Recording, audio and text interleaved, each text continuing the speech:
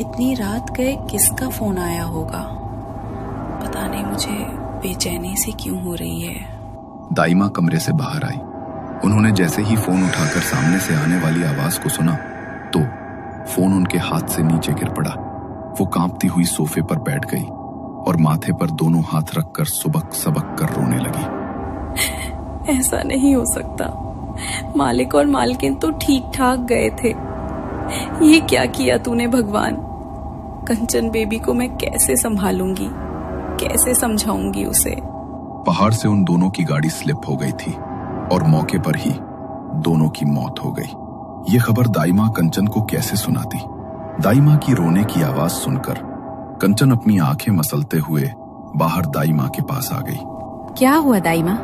आप रो क्यों रही हो? बोलो ना, क्या हुआ? कंचन को ये सब बताते हुए दाइमा की जुबान लड़खड़ा रही थी। उन्होंने कंचन को अपने सीने को लगा लिया। अचानक से वो उसे कुछ भी नहीं बता सकती थी, इसलिए उसके माता पिता के शव को जब घर तक लाया गया तब उसे पता लगा कि वो अब इस दुनिया में नहीं रहे। वो रोती हुई दाइमा से जाकर लिपट गई। तभी पीछे से एक औरत ने उसके सर पर हाथ रखा। माता पिता की मौत के बाद चाचा चाची कंचन की देखभाल करने के लिए वहां आ गए थे। दिन गुजरे और धीरे धीरे कंचन के लिए उनका व्यवहार बदलने लगा। हद ही हो गई है। इसे खाना खिलाने के लिए क्या मैं इसके पीछे पीछे ही घूमूंगी? सुबह से रात होने को आई है और इसने एक निवाला भी अपने मुंह में नहीं रखा। लोग क्या कहेंगे? चाची है तो इसे इस तरह रख रही है। तुम लोग समझाते क्यों नहीं हो इसे? मुझे क्या बोझ दे दिया है मेरे सर पर। पारुल, तू भी बैठकर खाना खा ले। मरने दो इसे, अब और सहन नहीं होगा। आप चिंता मत करो मीम साहब, मैं कंचन बेबी को खाना खिला दूंगी। आप पारुल बेबी को खाना खिला दो। मोनिका अपनी बेटी पर तो बहुत प्यार करती थी, लेकिन कंचन के साथ वो बहुत बुरा बर्ताव करती थी। धीरे धीरे कंचन उसकी आंखों में कांटे की तरह चुभने लगी। मैं तो कहती हूँ इस कंचन को ठिकाने लगा देते हैं। इसके मरते ही ये सारी प्रॉपर्टी हमारे नाम हो जाएगी। लेकिन मार तो नहीं सकते ना इसे। इसे मार दिया तो सीधा सीधा शक हमारे ऊपर जाएगा। प्रॉपर्टी तो इससे मैं लेकर रहूंगा। कुछ तो ऐसा करूंगा जिससे सांप भी मर जाए और लाठी भी नहीं टूटे। मोनिका ने कंचन पर हाथ उठाना शुरू कर दिया था, इसलिए दाइमा उसे अब खुद से दूर नहीं करती थी। मैं समझती हूँ कि साहब और मेम साहब के जाने के बाद अब आप ही कंचन बेबी के माता पिता जैसे हैं। उनके ऊपर आपका अधिकार है। छोटा मुंह बड़ी बात बोलूंगी, लेकिन अगर आप उन्हें प्यार नहीं दे सकते तो उनकी जिम्मेदारी मैं ही संभाल लूंगी। आज से वो मेरे साथ ही सो जाएगी। तुम्हारा मतलब ये है कि अब रात को इसके कमरे में इसके साथ तुम सोओगी? अच्छी तरह समझ रही हूं मैं तुम्हारी चालाकी। रात को यही रुकोगी और चोरी करके भाग जाओगी, है ना? बस करो ये नौटंकी। क्या? ये आप क्या कह रही हैं? मैं इस घर में पिछले 9 साल से काम कर रही हूँ। कंचन बेबी मुझे खुद से भी ज्यादा प्यारी है और उसके साथ ये सब होते हुए देखा नहीं जाता मुझसे। नहीं देखा जाता तो अपने घर ले जाना इसे, चोर कहीं की।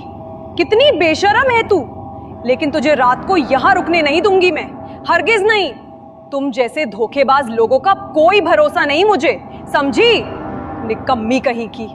बाहर निकल जा अभी। कंचन को भी अब अपने चाचा चाची के साथ रहना अच्छा नहीं लगता था। उसकी चचेरी बहन पारुल भी उसके साथ अच्छा बर्ताव नहीं करती थी। कंचन अकेली अपने कमरे में बैठी रहती। मोनिका उसे पारुल के साथ खेलने भी नहीं देती थी। कंचन का भी वहां दम घुटने लगा था। कंचन के घर के बगल में ही कंचन के माता पिता ने दाई माँ को एक छोटा सा घर रहने के लिए दिया था। रात को कंचन उनके साथ अब उनके घर में ही रुकने लगी थी। कंचन जब पहली बार दाई माँ के घर गई तो उसे वहाँ कुछ अजीब सा महसूस हुआ। दाई माँ, आपके घर में ये अजीब सी गंध कैसे आ रही है? कुछ खाने की चीज खराब हो गई है क्या? रुक तो जरा, देखने दे मुझे। दाई माँ ने रसोई में सामान टटोला, मगर वहाँ उनको कुछ नहीं मिला। तभी उनका ध्यान बिस्तर के नीचे गया, जहाँ पर एक लाल रंग की पोटली रखी थी। उसे देखकर वो घबराकर दौड़ती हुई आई और पोटली को उठाकर घर के बाहर चली गईं। उन्होंने बाहर से घर का दरवाजा बंद कर दिया और कुछ दूरी पर जाकर एक जगह मिट्टी खोदकर उन्होंने पोटली को मिट्टी के अंदर दबा दिया। अच्छा हुआ जो इस पोटली को कंचन बेबी ने नहीं छुआ, वरना बहुत बड़ा अनर्थ हो जाता। इतनी बड़ी भूल कैसे हो गई मुझसे? ये पोटली कैसे घर के अंदर ही छोड़ दी मैंने? और आज तो अमावस की रात है, बस कुछ अनहोनी न हो जाए। दाइमा घबराई हुई थी। उस पोटली को मिट्टी में दफनाकर वो वहां से उठकर सीधी सीधी जाने लगी। तभी पीछे से उनके कानों में एक आवाज पड़ी, रुक जा, मुझे भी अपने साथ लेकर चल। उस आवाज को सुनकर उनके पसीने छूट गए। उन्होंने अपने कदमों की रफ्तार बढ़ाई और तेजी से घर की तरफ बढ़ने लगी। उनके कानों में बार बार पीछे से वो आवाज पड़ रही थी। वो दौड़ती हुई घर के अंदर घुसी और उन्होंने दरवाजे को अंदर से बंद कर लिया। वो हाफ रही थी और बुरी तरह पसीने से भीग चुकी थी। आपको क्या हो गया दाइमा? आप इतनी डरी हुई क्यों है? और आपको इतना पसीना क्यों आया हुआ है? कुछ नहीं, तू जा अंदर जाकर सो जा और अभी यहाँ पर मत आना। लेकिन हुआ क्या दाइमा? इससे पहले कि दाइमा आगे कुछ और बोलती, दरवाजे पर किसी ने दस्तक दी। दरवाजे पर आने वाली ठक ठक की वो आवाज धीरे धीरे तेज होने लगी। दाइमा की आंखों में एक अलग ही डर उभर आया था। वो दरवाजे से दूर हटकर पीछे पलंग पर जाकर बैठ गई। दाइमा, कोई दरवाजा खटखटा रहा है। आप दरवाजा क्यों नहीं खोल रही हैं? मैं दरवाजा खोल दूं? मैंने तुझे बोला ना कि अंदर जा, तो तू अभी तक यहाँ पर क्या कर रही है? अंदर जा और जब तक मैं ना बोलूं तब तक बाहर मत आना। लेकिन दाइमा। बोला ना, जा। दाइमा ने कंचन को अंदर भेज दिया। कुछ देर बाद उन्होंने अंदर जाकर देखा तो कंचन सो चुकी थी। उन्होंने अपने कमरे में सफेद रंग से एक गोल घेरा बनाया और उसमें तिकोने आकारों से एक आकृति उकेरी। उसके बीच में उन्होंने 5 दीपक जलाए और कुछ मंत्रों का उच्चारण करने लगी। कुछ देर बाद बाहर से आने वाली दरवाजा खटखटाने की वो आवाज बिल्कुल बंद हो गई। थोड़ी देर बाद दाइमा ने मंत्रों का उच्चारण रोक दिया और घर के अंदर से दरवाजे पर अपने खून से एक निशान बना दिया। आज तो जैसे तैसे बच गई। आगे से मुझे बहुत ध्यान रखना होगा। इस दलदल में धंसती ही चली जा रही हूँ। काश मैंने ये सब कभी शुरू ही न किया होता। कंचन दूसरे कमरे के दरवाजे से छिपकर ये सब देख रही थी, मगर उसे समझ नहीं आ रहा था कि आखिर दाइमा ने ये सब क्या किया और वो क्या बातें कर रही हैं। मगर धीरे धीरे जैसे कंचन बड़ी हुई तो उसे सब कुछ समझ आने लगा। आज कंचन 18 साल की हो गई थी।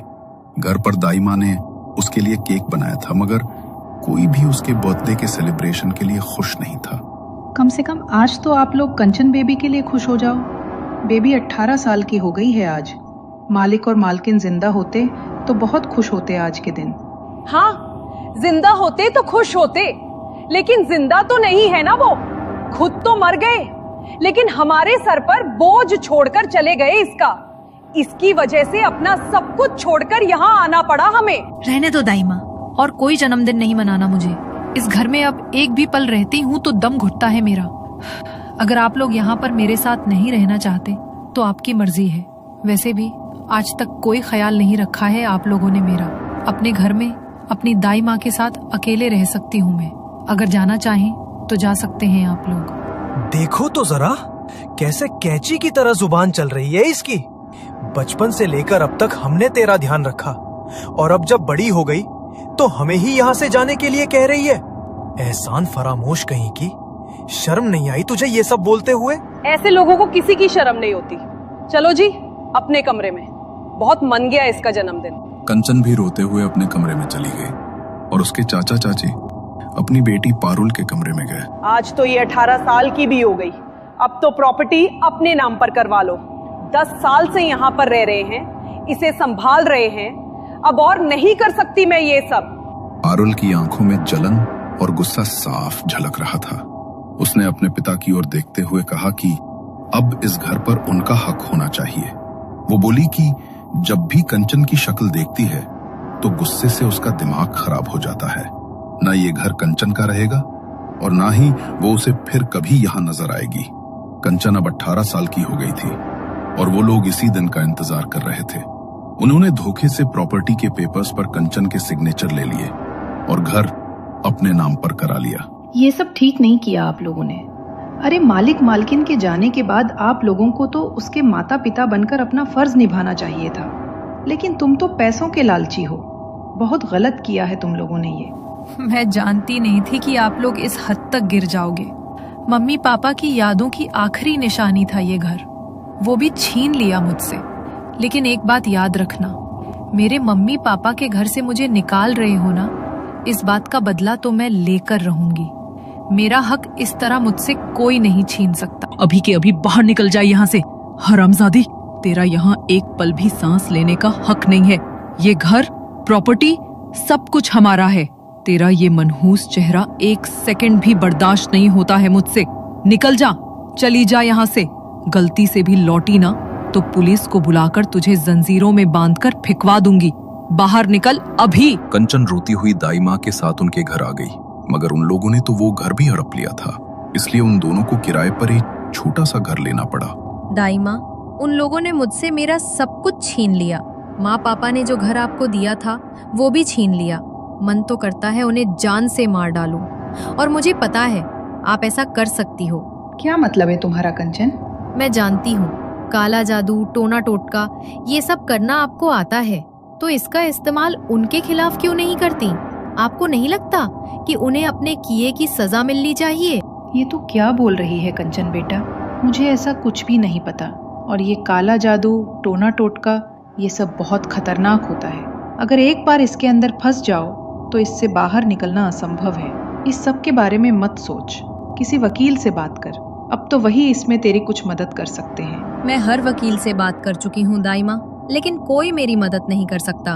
और जब वो लोग सीधे रास्ते पर नहीं चल रहे तो हम क्यों सीधे रास्ते पर चलें? मैं जानती हूँ आपको सिद्धियाँ आती हैं। 10 साल में हर रात मैंने आपको उन क्रियाओं को करते देखा है। आत्माओं को आपके दरवाजे पर दस्तक देते सुना है। जब आप मेरी मदद कर सकती हैं तो आखिर मना क्यों कर रही हैं? क्या आपको मेरी हालत देखकर बुरा नहीं लग रहा? क्या आप मेरा अच्छा नहीं चाहती? ऐसा नहीं है मेरी बच्ची, मैं तेरा अच्छा चाहती हूँ, इसलिए तुझे इस दलदल में नहीं धकेलना चाहती। काला जादू, टोना टोटका, ये सब एक ऐसा दलदल है कि जो भी इसमें फंस जाए बाहर नहीं निकल पाता। मैं पिछले इतने सालों से जो कर रही हूँ वो मेरी मजबूरी है। पछतावा होता है मुझे कि आखिर मैंने ये सब शुरू ही क्यों किया था, और एक बार शुरू किया तो कभी इसे रोक नहीं पाई। इन सब से दूर रहे मेरी बच्ची। दाई माँ ने कंचन की मदद करने से साफ साफ इनकार कर दिया, लेकिन कंचन के हाथ से तो उसका सब कुछ छीन गया था। वो शांत कैसे बैठ सकती थी? एक रात जब दाई माँ गहरी नींद में सो रही थी, कंचन ने उनकी संदूक खोली। उसके भीतर एक काले रंग की पोटली रखी थी। उसने उसे बाहर निकाला और अपने कमरे में ले गई। भले ही आप मेरी मदद ना करे दाई माँ, लेकिन मैंने इतने साल आपको देख देख कर वो सब सीख लिया है जो आप मुझे करने से रोकना चाहती हैं। भले ही इसका अंजाम मेरे लिए जो भी हो, लेकिन मेरे साथ जो ये सब हुआ है इसका बदला तो अब मैं लेकर रहूंगी। कंचन के हाथ लग गई है वो काली पोटली जिसे दाई माँ सालों से छिपा कर रखती थी। उसमें है क्या? दाई माँ मना करती रही, रोकती रही, पर अब कंचन का दर्द, उसकी बदले की आग उसे उसी रास्ते पर ले जा रहा है जहां से कोई वापस नहीं आता। क्या दाई माँ अपना पुराना काला जादू फिर शुरू करने को मजबूर होंगी, या कंचन खुद अंधेरे की रानी बनने की राह पर चल पड़ी है? और सबसे बड़ा सवाल, कंचन का पहला निशाना कौन होगा? चाची मोनिका या कोई और जिसका सच अभी तक किसी को नहीं पता? जानने के लिए देखिए कंचना पार्ट 2, जहां बदला काले मंत्रों में बदलने वाला है।